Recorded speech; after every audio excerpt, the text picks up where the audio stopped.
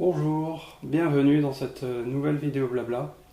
Aujourd'hui, j'ai envie de faire une vidéo positive sur YouTube. Parce que je trouve qu'il y a beaucoup trop de mauvais esprits sur YouTube. J'entends toujours des youtubeurs qui disent oui, YouTube n'envoie pas les notifications. En plus, YouTube a supprimé les annotations. En plus, j'avais fait des sandwichs alimentaires, personne n'en a voulu. Donc voilà, je trouve ça assez malvenu de la part de youtubeurs qui gagnent leur vie grâce à YouTube en restant tranquillement dans leur chambre. Donc c'est bon, je trouve ça un petit peu fort de château. Donc moi j'ai envie de faire une vidéo pour dire que c'est bien le YouTube. Et pourquoi c'est bien le YouTube? Ben, je vais te dire pourquoi c'est bien le YouTube. Aujourd'hui je vais parler de Hokuto no Ken. Et pourquoi est-ce que j'en parle aujourd'hui? Ben, parce que j'ai envie.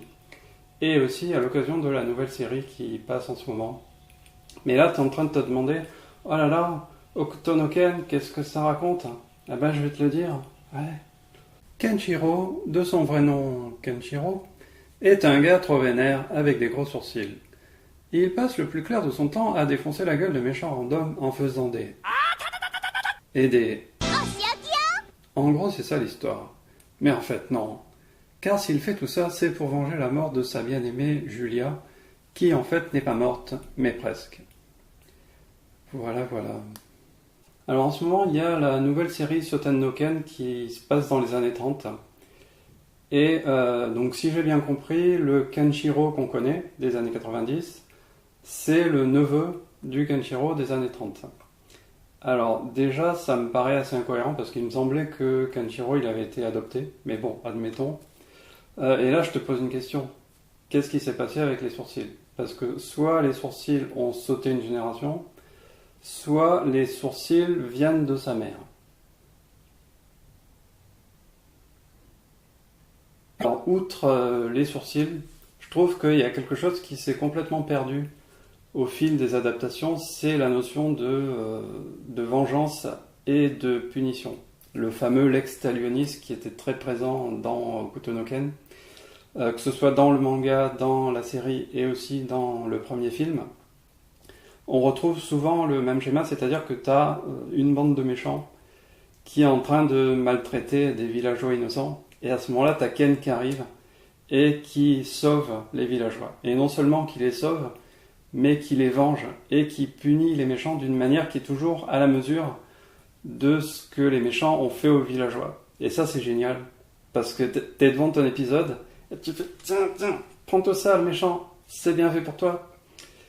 Et ça, c'est quelque chose qu'on retrouve dans Hokuto no Ken et pas trop dans d'autres séries. Par exemple, dans Dragon Ball, on n'a pas du tout ce côté-là.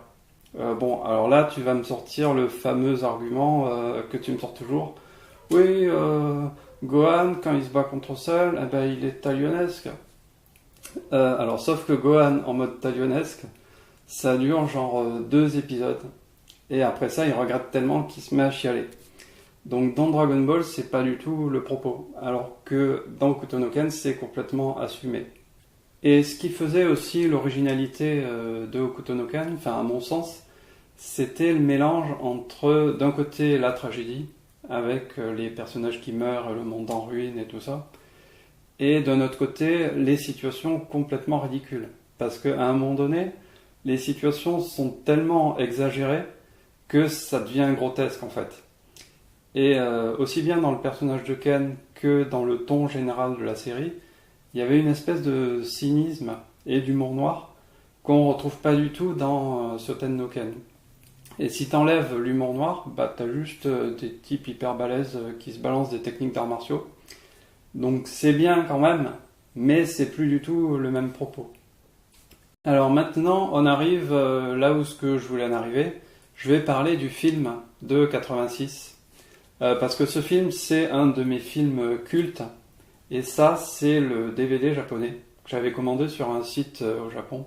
À l'époque où j'avais une carte bleue, parce que oui, il y a une époque où j'avais une carte bleue.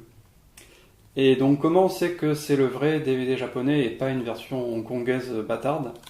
C'est que là, on voit qu'il est en zone 2. Et donc l'histoire derrière ça, c'est que en fait, le DVD japonais ne contient pas la version d'origine du film, mais une version corrigée. parce que quand le film est sorti au cinéma en 86, les gens ont tellement été choqués, et aussi les auteurs du manga n'ont pas du tout adoubé le film. Donc il y a plusieurs scènes qui ont été corrigées. Notamment la scène des cicatrices au début du film, et une autre scène vers les trois quarts du film, où on entend le bruit de ce qui se passe, on devine bien ce qui se passe, mais on ne voit pas ce qui se passe. À la place, on voit un plan de l'armée de Rao. Et donc, le DVD japonais ne contient pas la version d'origine. Parce que là où ça devient croquignolesque, c'est que la version d'origine a été perdue, soi-disant dans un incendie ou quoi ou qu'est-ce.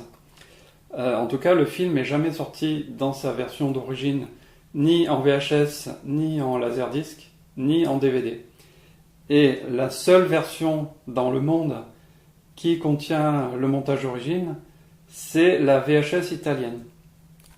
Et là où je remercie le YouTube, c'est que s'il n'y avait pas eu YouTube, non seulement je ne l'aurais jamais su, non seulement je m'en serais jamais douté, mais surtout j'aurais jamais eu l'occasion de voir la vraie version d'origine. Et rien que pour ça, je dis oui. Je dis merci, le YouTube. Parce qu'au milieu de tout un tas de tout et de n'importe quoi, de temps en temps, on tombe sur des archives incommensurables. Et rien que pour ça, je dis oui. Je dis merci, le YouTube. Voilà.